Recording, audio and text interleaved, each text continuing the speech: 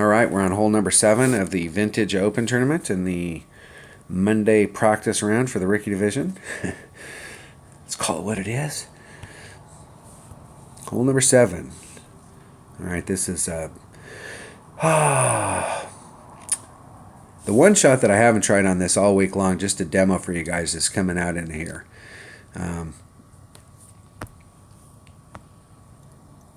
I've been playing this pretty straight up, just coming out into the tip, trying to max get it up here to get into my as much of my short iron as I can and go straight at it.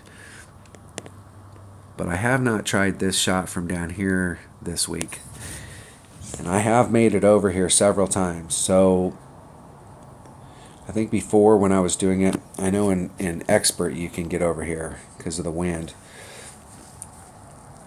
We'll have to see how it plays out. I may do it just to demo it. Just coming out here to the tip. You're coming out here to the tip. What I normally use on this hole is I use a QB and a Titan, and then I use a Big Dog and a Hornet to get me in the cup to finish it off. And you want to be over 300 yards on your drive. So I'm going to take that equipment, and then we'll see what it looks like once we get there. I may switch to my other bag. I'm going to bring 2 bags with a Big Dog. I'm going to bring a quarterback bag with a Big Dog. And I should need a quarterback, Big Dog, Hornet. Extra mile, Big Dog, Hornet. And I'm going to bring a Titan.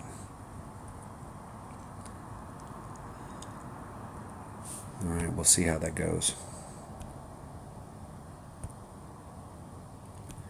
I think if you want to get all the way over to that other peninsula, you're probably going to have to bring a power 4 or a power 5 ball. I don't think you can get it down with a power 3.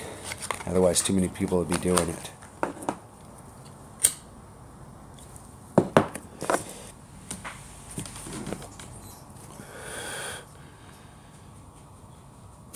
So your goal would be is to bounce out in this area right here and clear this area.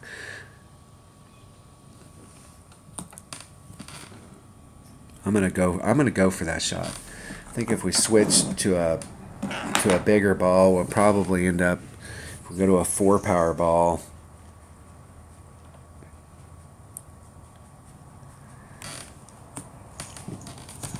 I gotta get out there and just to see what it looks like.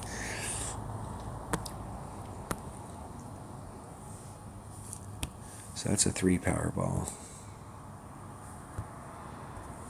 That's a 5 power ball. How far does that get me out there?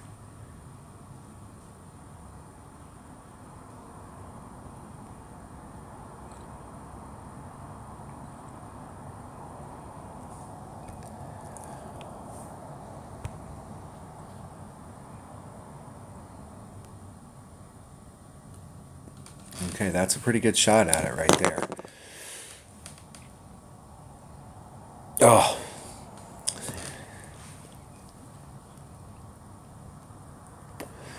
It's not a very good shot at it if you hit the rough. I was trying to bring the wind up so that I was farther up into this chute, and I was trying to ride that line. And obviously the wind is carrying farther down there than it looks. Probably somewhere between 10 and 20% farther.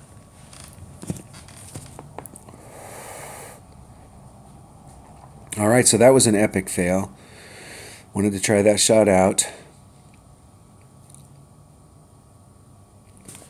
Where our opponent's at is about the minimum that you want to be, because he's going to have a little bit limited.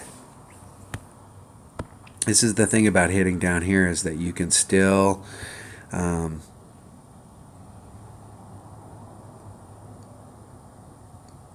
get yourself into play on this. So we're at 2, 3, 3, so that's about a ring and a half.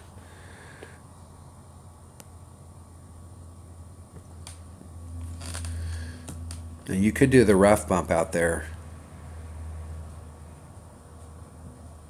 but I'm not interested in being close to the other side. I want to be close to this side. This side here is closer to the hole.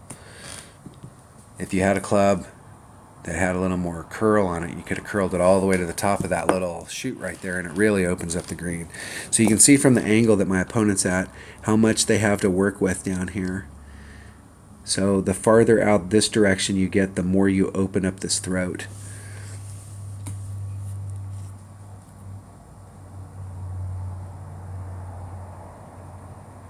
Integrate to the right.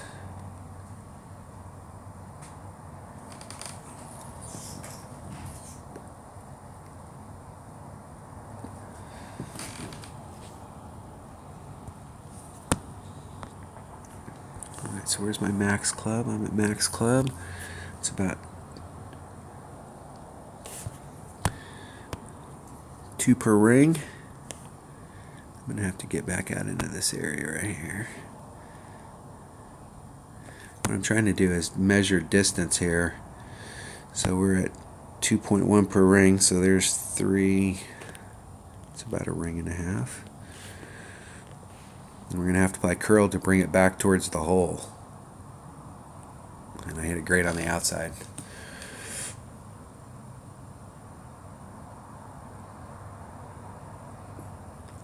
Almost pin high. I'd have been short even if I'd have hit it perfect right at it.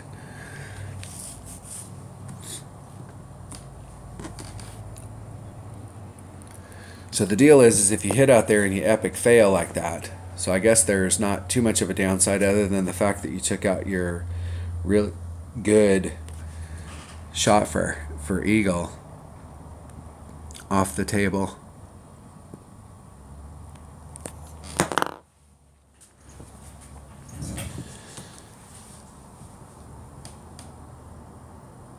I know in the past I've made that shot. It's really difficult. Let's go back and look at that hole real quick. If you make this shot out here, I mean, you're not going to end up here. You're going to end up somewhere down in this lower part down here. So if you draw the line straight up from that, you're right at the edge of the trees. So you've got to contend with all these, and you ain't going over these trees. You're going to have to go around them. So the deal here is a big dog's going to help you, because if you can get your ball here, it has so much curl that you could get, you could bring it pretty dang close to the hole. That's the appeal of trying to go over here, is because you're making up this distance right here. So when you hit this shot and you're coming up and you're dribbling up into these shadows, you're ending up right here. So if you add that distance onto it, and all of a sudden you're way up here.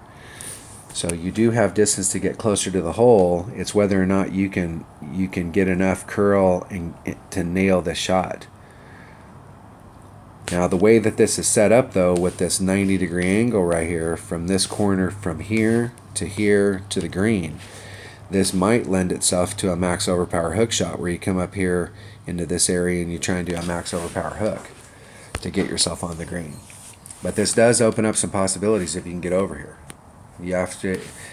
I should have aimed right down towards the center of this tip, which would have put me in this sand, and then it's going to require max curl in order to bring it back this direction. That's where I messed up. I was trying to ride the line right here and trying to find that minimum spot, and it didn't allow for the extra wind.